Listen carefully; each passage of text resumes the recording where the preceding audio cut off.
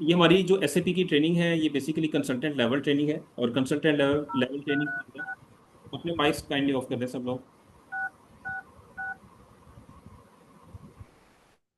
SAP की consultant level training के अंदर हम वो सारी चीज़ों को कवर करेंगे, वो सारे एरियाज को कवर करेंगे जो किसी भी कंपनी में एसएपी को इम्प्लीमेंट करते हुए जो कंसल्टेंट्स अपनी एक्टिविटीज़ को परफॉर्म करते हैं उस क्लाइंट के ऊपर, उस कंपनी के अंदर एसएपी को कॉन्फ़िगर करते हुए, इम्प्लीमेंट करते हुए जो जो भी एक्टिविटीज़ परफॉर्म करते हैं, हम वो सारी एक्टिविटीज़ यहाँ पे इस ट्रेनिंग सेशन के अंदर परफॉर्म करेंगे और प्रैक्टिकली परफॉर्म करेंगे। सारी एक्टिविटीज़ मैं आप लोगों के सामने यहाँ पे आपके सामने डेमोन्स्ट्रेट करूंगा उसको, और ये सारी चीज़ें डिलीवर करूंगा। उनके टी कोड्स, उनकी एक्टिविटीज़, किस तरह से हमने सारा प्रोसेस करना है, ये सब चीज़ें आप लोगों के सामने मैं एक्सप्लेन करूंगा। और सिस्टम के ऊपर, सर्वर के ऊपर मींस कि प्रैक्टिकली आप लोगों के सामने ये एक्सप्लेन करूंगा और करके दिखाऊंगा कि ये किस तरह से सारी चीज़ें होती हैं। फिर इसी तरह से नेक्स्ट वीक में इंशाल्लाह आप लोगों को भी सर्वर एक्सेस मिल जाएगी, उसमें आप लोग भी अपनी प्रैक्टिकली वर्किंग स्टार्ट कर देंगे। आप लोगों को भी पता होगा कि कैसे हमने अपनी वर्किंग करनी है। फिर वर्किंग के दौरान जो भी आप लोगों को इश्यूज आते होंगे, जो एरर्स आते होंगे, आप लोगों की क्यूरीज होंगी, वो आप लोगों ने अकॉर्डिंगली मेरे साथ शेयर कर दी, यानी उनके सोल्यूशन जो है वो मैं आप लोगों को आप लोगों के साथ शेयर करता जाऊंगा। ठीक है, इसमें सबसे पहले जब भी किसी कंपनी के अंदर एलसीपी को इम्प्लीमेंट किया जाता है तो दो कॉन्सेप्ट्स हैं, एक है डिफाइन कंपनी और एक है डिफाइन कंपनी कोड। अब ये जो आप टी कोड्स देख रहे हैं, OX16, OX02, OX15, ये स्टैंडर्ड के टी कोड हैं।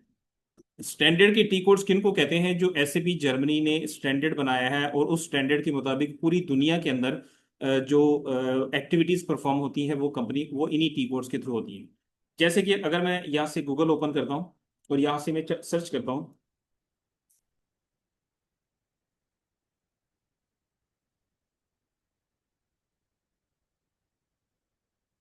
T code to define company code in SAP, तो क्या मैसेज दे रहा है वो? OX02, OX02 से हम कंपनी कोड डिफाइन कर सकते हैं। तो ये सेंटर में मैंने कंपनी कोड का कोड लिखा हुआ है, OX02। ठीक है, इट्स मीन के ये वो टी कोड है जो सिर्फ पाकिस्तान के अंदर नहीं यूज हो रहे बल्कि पूरी दुनिया में यूज हो रहे हैं। गूगल ने तो वो डाटा निकाल के देना जो all over the world use हो रहा है, जो रिकमेंडेड डाटा है वो निकाल के देगा।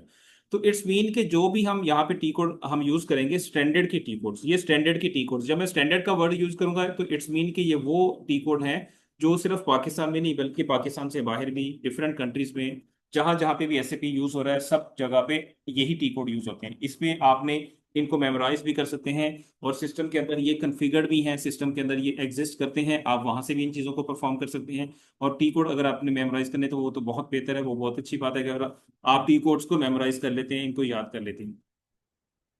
जिन लोगों ने बाद में ज्वाइन किए हैं वो अपनी अटेंडेंस शेयर कीजिएगा लाजमी। मैंने अपना व्हाट्सएप नंबर आप लोगों के साथ चैट बॉक्स में शेयर किया है, और उस चैट बॉक्स के अंदर जो नंबर शेयर किया उस नंबर के ऊपर आप लोगों ने अपना नेम और रजिस्ट्रेशन नंबर आप लोगों ने अपनी शेयर करनी, उससे आप लोगों की अटेंडेंस होगी। ठीक है, ये लाजमी इस चीज़ का आप लोगों ने ख्याल करना है। सर ये टी कोड की कुछ समझ नहीं आई है, क्या है इसका? दोबारा डिफाइन कर दें। टी कोड का,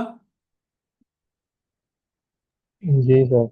जी जी मैं एक्सप्लेन कर रहा हूँ, अभी तो बिल्कुल इनिशियल में, अभी तो बहुत डिटेल में हम इनको डिस्कस करना है, इन चीज़ों को बहुत डिटेल में पढ़ना है हमें। तो टी कोड जो है बेसिकली, ये देख, जैसे सबसे फर्स्ट स्टेप है डिफाइन कंपनी। डिफाइन कंपनी का मतलब क्या है कि हमने कंपनी की डेफिनेशन नहीं लिखनी बल्कि कंपनी को सिस्टम के अंदर क्रिएट करना, सिस्टम के अंदर उसको मीन्स की मेंटेन करना, उसका डाटा मेंटेन करना, इसको हम कहते हैं डिफाइन कंपनी या क्रिएट कंपनी या कन्फिगर कंपनी। तो उसको डिफाइन करने के लिए हम ऐसे भी कहता है कि जो टी कोड है OX16 यूज किया जाए अगर आपने एसएपी सिस्टम के अंदर कंपनी डिफाइन करनी है या कंपनी क्रिएट करनी है। तो यहाँ पे मैं अभी सिस्टम ऑन करता हूँ, आप लोगों को भी इसी तरह से सर्वर अवेलेबल होगा, आप लोग भी अपनी इसी तरह से वर्किंग करेंगे।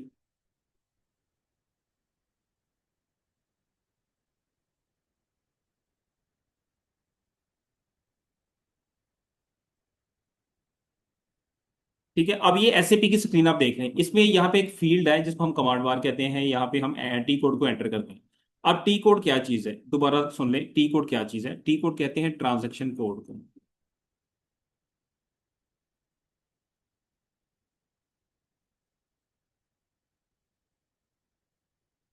अब ट्रांजैक्शन कोड क्या होती है? मींस के किसी भी ट्रांजैक्शन को परफॉर्म करने के लिए जो हम कोड यूज करते हैं उसको हम कहते हैं टी कोड। ठीक है, एसएपी के अंदर कोई भी आपने एक्टिविटी परफॉर्म करनी है, कोई भी काम करना है, कोई भी आपने असाइनमेंट कंप्लीट करनी है, उसको परफॉर्म करने के लिए आपको कोई कोड यूज करना पड़ेगा, उसको हम कहते हैं टी कोड, ट्रांजैक्शन कोड। ठीक है, अब मीन्स कि अगर हम कंपनी कोड, हमने कंपनी डिफाइन करना है तो OX16 का कोड यूज करेंगे। किधर करेंगे? ये एसएपी की स्क्रीन के ऊपर यहाँ पे हम टाइप करेंगे OX16, एंटर करेंगे तो सिस्टम हमें किधर लेके आया है? कंपनी कोड को और कंपनी को असाइन करने की स्क्रीन पे। इसी तरह अगर हमने, इसका टी कोड है OX15,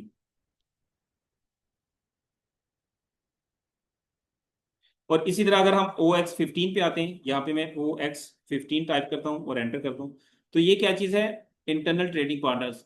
बेसिकली यहाँ से हम अपनी कंपनी डिफाइन करते हैं। कंपनी वो होती है जो आपका, मीन्स कि जिसके अंदर आपका पूरा स्ट्रक्चर डिफाइन होता है, आपके फाइनेंशियल्स का पूरा स्ट्रक्चर डिफाइन होता है। फिर उसके बाद बाकी सारे काम हम कंपनी को डिफाइन करने के बाद करते हैं।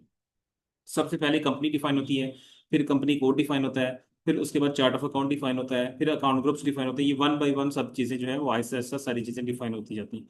अब कंपनी और कंपनी कोड में क्या डिफरेंस है? कॉन्सेप्ट्स को समझना जरूरी है। प्रैक्टिकली प्रैक्टिकली चीजों की अंडरस्टैंडिंग ऐसा ऐसा हो जाती है। कॉन्सेप्ट्स को समझना जरूरी है, सबसे इंपॉर्टेंट चीज। ठीक है। एक होती है कंपनी और एक होता है कंपनी कोड। कंपनी वो होती है जो टॉप लेवल पे होती है। जैसे हमारा एक ग्रुप है, ग्रुप ऑफ कंपनीज है, तो जो ग्रुप लेवल पे हम डिफाइन करेंगे वो कंपनी होगा। और उसके अंडर अगर हमारे तीन बिजनेस हैं डिफरेंट नेचर के, एक केमिकल्स का बिजनेस है, एक बेवरेज का बिजनेस है, और एक फार्मास्यूटिकल्स का बिजनेस है, तो ये तीन नेचर ऑफ बिजनेसेस हैं। तो तीनों के अलग अलग कंपनी कोड्स होंगे। तीन अलग अलग कंपनी कोड्स होंगे जो नेचर ऑफ बिजनेस की बेस के ऊपर हमारे क्रिएट हो रहे होंगे। बट इन सारों का एक ग्रुप लेवल पे हम एक डिफाइन करेंगे, एक नॉट डिफाइन करेंगे जिसको हम कंपनी डिफाइन कहते हैं। ठीक है। हमारे जो फाइनेंशियल्स होते हैं वो कंपनी कोड लेवल पे होते हैं। जो कंपनी डिफाइन की जाती है वो जस्ट इसलिए होती है कि जो मीन्स कि हमें पता हो कि किस किस हायरार्की के अंडर हमारे ये तीन कंपनी कोड्स या दो कंपनी कोड्स काम करें, हमारा ग्रुप कौन सा है, हमारा रिपोर्टिंग ग्रुप कौन सा है, कि हमारे ऊपर कौन सा ग्रुप है या कौन सी कंपनी है जिसके अंडर हम काम कर रहे हैं। जैसे यूनिलीवर है, यूनिलीवर कंपनीज के अंदर आगे बहुत सारी कंपनी कोड्स हैं। प्रॉक्टर एंड गैम्बल एक कंपनी है, ग्रुप ऑफ कंपनीज है, इसके अंदर बहुत सारी कंपनी कोड्स हैं। ठीक है। उनके अलग अलग कंपनी कोड्स हैं, अलग अलग बिजनेसेस हैं।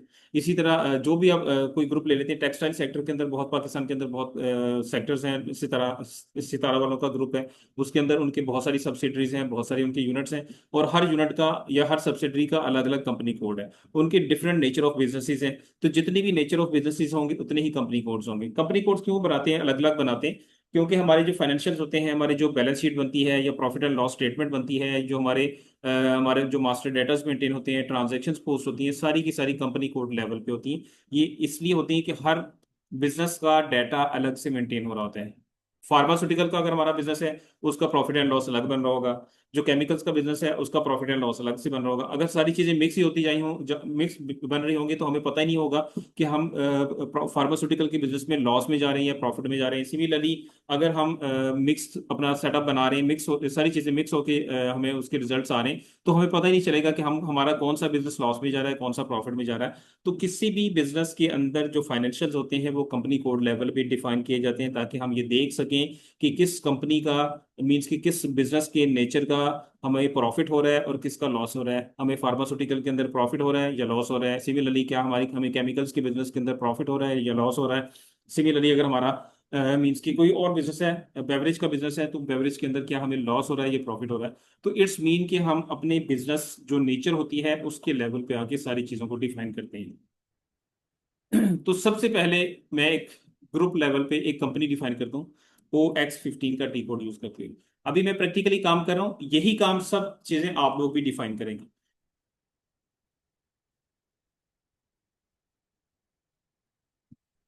ठीक है। अब हमें यहाँ पे हम कोड एक डिफाइन करते हैं।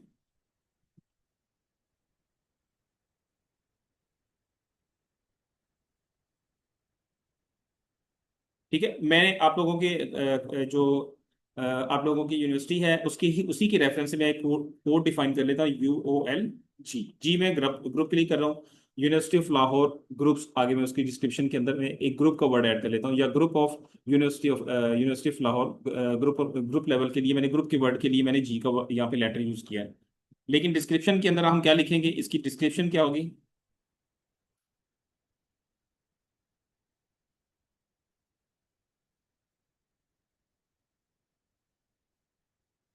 ठीक है। ये इसकी डिस्क्रिप्शन आ जाएगी। ये क्या डिफाइन होगा? ये कंपनी होगी। इसके अंडर हमारा UOL 1 कर लें।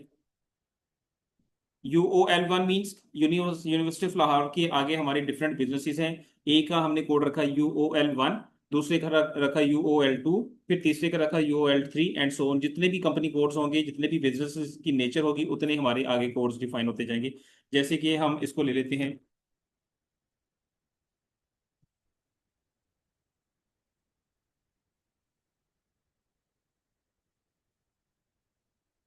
या इसको हम अकाउंटिंग ले लेते हैं, university of accounting, accounting and finance, ठीक है। और इसका कोड मैंने क्या रखा, UOL1। या इसको मैं अगर चेंज करना चाहूँ तो UOAF।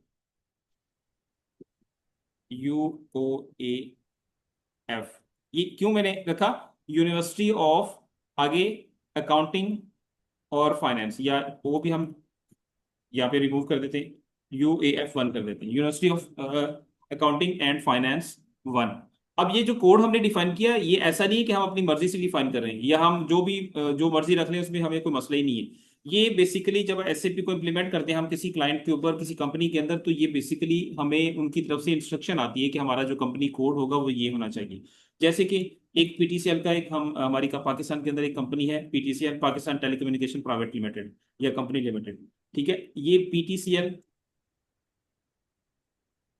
Pakistan telecom,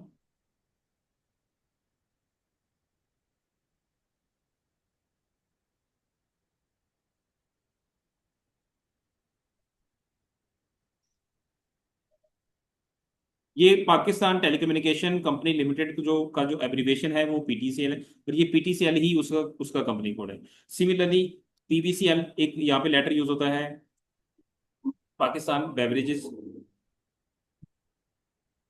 company limited. अब ये पाकिस्तान बेवरेजेस कंपनी लिमिटेड का जो एब्रीविएशन है वो पीबीसीएल है। इट्स मीन के जो पाकिस्तान बेवरेज कंपनी है उसका जो एसएपी का उन्होंने कंपनी कोड बनाया वो पीबीसीएल बनाया। तो हम ये, मैं जस्ट एग्जांपल के लिए आपके साथ शेयर करूं कि इस तरह से हमारे कंपनी कोड बनते हैं। और हमने जो कंपनी कोड बनाया है वो एक तो कंपनी के लिए बनाएंगे, दूसरा कंपनी कोड के लिए बनाएंगे। ये दो हमारे कंपनी कोड बनेंगे। एक हमारा होगा कंपनी लेवल पे और एक होगा कंपनी कोड लेवल। तो मैं दो कोड आप लोगों के सामने अभी डिफाइन करता हूँ। इसको हम साइड पे ले आते हैं क्योंकि ये हमारे से रिलेवेंट नहीं है। माइक से अपने काइंडली ऑफ कर दें। अच्छा, जिन लोगों ने बाद में ज्वाइन किया वो अपनी अटेंडेंस लाजमी शेयर करें। मैंने अपना व्हाट्सएप नंबर चैट बॉक्स में शेयर किया, आप उस नंबर पे अपना नेम और अपना रजिस्ट्रेशन नंबर, ये दो चीज़ें आप लोगों ने शेयर करनी, वो आप लोगों की अटेंडेंस मार्क हो जाएगी। तो अभी मैं दो कोड डिफाइन करता हूँ यहाँ पे, दो कोड डिफाइन करते हैं हम यहाँ पे।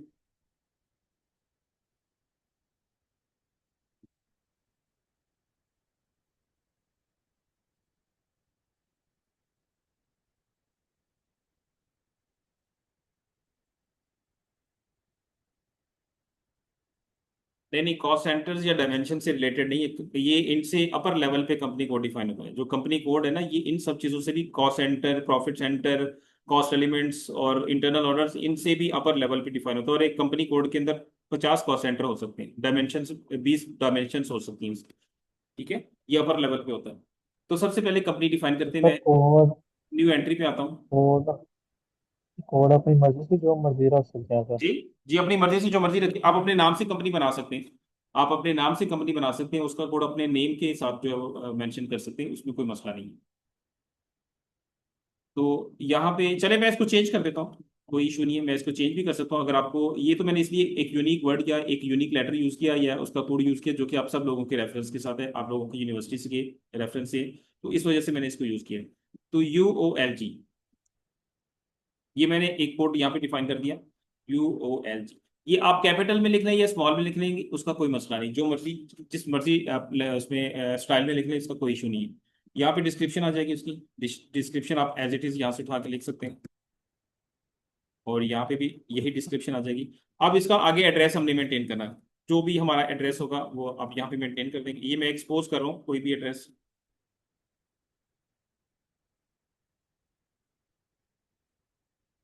कंट्री PK, और लैंग्वेज इंग्लिश, करेंसी PKR। ये चीज़ें बड़ी इंपॉर्टेंट हैं, हमें करेंसी जो है वो हमें पता होनी चाहिए कि हमारी कंपनी की और कंपनी कोड की करेंसी क्या है। सिर्फ ये चीज़ें मेंटेन करने के बाद आप इसको एंटर करेंगे और सेव कर देंगे। अब ये UOLG का जो कोड है, ये हमारा कंपनी लेवल पे एक कोड डिफाइन हो गया, ग्रुप लेवल पे एक कोड डिफाइन हो गया। इसके बाद यहाँ से बाहर आ जाएंगे, मेन पे आ जाएंगे, फिर मेन स्क्रीन पे नेक्स्ट टी कोड है OX02। यहाँ पे हम कंपनी कोड डिफाइन करेंगे। ये कंपनी जो ग्रुप लेवल पे डिफाइन हुई है उससे अंडर ये कंपनी कोड बनने लगा, OX02। इसमें भी न्यू एंट्री में आएंगे। न्यू एंट्री में क्या होता है, जब भी आप कोई नई चीज डिफाइन करेंगे तो न्यू एंट्री पे आएंगे। अब यहाँ पे जो हमने कंपनी कोड बनाना है वो हमने ये रखा था UAF1। UAF1 और इसकी अच्छा सर, डिस्क्रिप्शन। ये जो है,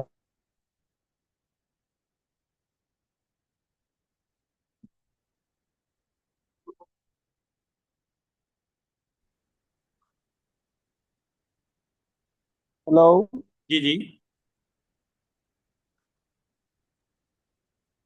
जी जी बोले बस प्लीज। सर, वो आपसे पूछा था कि ये जो OX02 है, वो जो उसके अंदर SAP के अंदर सर्च बार के अंदर टाइप करेंगे, फिर ये ड्रॉप डाउन आएगा जहाँ हमने एंट्रीज वगैरह करनी है। दोबारा बोलिएगा, आपकी आवाज काफी स्लो आ रही है, थोड़ा सा लाउडली बोलिएगा। सर वो ये पूछ रहा है कि OX02 हम एससीपी में टाइप करेंगे तो उसके बाद हमारे पास ये खुलेगा जहाँ पे हमने वो फर्दर ऐड करनी है उसके नाम वगैरह। अच्छा, आपका किसी बैंक में अकाउंट है? जी सर। नहीं नहीं, जिनका क्वेश्चन है मैं उनसे पूछ रहा हूँ। अच्छा सर। जी सर, क्या आपकी आवाज़ काट रही है? आपका, मैंने कहा किसी बैंक के अंदर अकाउंट है आपका? जी सर। आप जब कभी एटीएम चार्ज करते हैं, एटीएम से आप कैश विड्रॉ करवाते हैं, एटीएम कार्ड इंसर्ट करने के बाद उसमें पिन कोड एंटर करते हैं ना? जी सर। कभी ऐसा हुआ है कि एटीएम कार्ड इंसर्ट किया और पिन कार्ड टाइप किए बगैर ही आपकी कैश बाहर आ गया हो? कभी ऐसा हुआ? नहीं सर, ऐसा तो ये पॉसिबल नहीं। वही कॉन्सेप्ट है। ये वही कॉन्सेप्ट है। आपको कंपनी डिफाइन करनी है, आपको कंपनी कोड डिफाइन करना है, तो यहाँ पे इस फील्ड के अंदर आपको टी कोड टाइप करके एंटर का बटन प्रेस करना होगा, ताकि हम सिस्टम को ये बता सकें कि हम कंपनी डिफाइन करना चाहते हैं या कंपनी कोड डिफाइन करना चाहते हैं या चार्ट ऑफ अकाउंट डिफाइन करना चाहते हैं। अब सिस्टम को तो नहीं पता चलेगा कि ये यूजर क्या करना चाहता है। हम उसको बताएंगे, यहाँ पे वो टी कोड टाइप करके एंटर का बटन प्रेस करेंगे, फिर हमें सिस्टम उस स्क्रीन के अंदर ले जाएगा। और सिस्टम हमसे कहेगा कि जब आप जो डिफाइन करना चाहते हैं, कंपनी डिफाइन करना चाहते हैं तो कंपनी डिफाइन करें, कंपनी कोड डिफाइन करना चाहते हैं तो वो डिफाइन करें। फिर हम अपनी इंफॉर्मेशन डिफाइन करने के बाद सेव कर देंगे, तो डाटा हमारा जो है वो सेव हो जाएगा। ठीक है, तो ये कॉन्सेप्ट ठीक है। है वो मैंने सर। एग्जांपल इसलिए शेयर की है, एग्जांपल मैंने आप लोगों से इसलिए पूछी है ताकि वो थोड़ा सा इस तरह के एग्जांपल हो ना तो इजीली चीज समझ आ जाती है। ठीक है, जी सर, ठीक है। चलो ठीक है। अब यहाँ पे दूसरा जो है वो कंपनी कोड का टी कोड, यहाँ नीचे बॉटम में टी कोड आ भी रहा होता है। अगर आपको टी कोड भूल जाए कि मैंने कौन सा टाइप किया, तो ये नीचे बॉटम में, राइट बॉटम में नीचे आप यहाँ देख सकते हैं ये टी कोड आ रहा है, ये जहाँ पे मैं सर्कल कर रहा हूँ ये टी कोड नीचे आ रहा है OX02। यहाँ पे मेरा सिटी में लिखूंगा, country PK, currency PKR, language English. और इसके बाद जब इसको सेव करूंगा तो एक स्क्रीन और ओपन होगी, और उसमें भी हमें अपनी कंपनी कोड का कुछ डाटा मेंटेन करना होगा। सबसे पहले तो हमने बताना है कि हमारी कंपनी का टाइटल क्या है, कंपनी है, मिस्टर है, मिसेज है, क्या है, तो जाहिर है वो हमारी कंपनी है।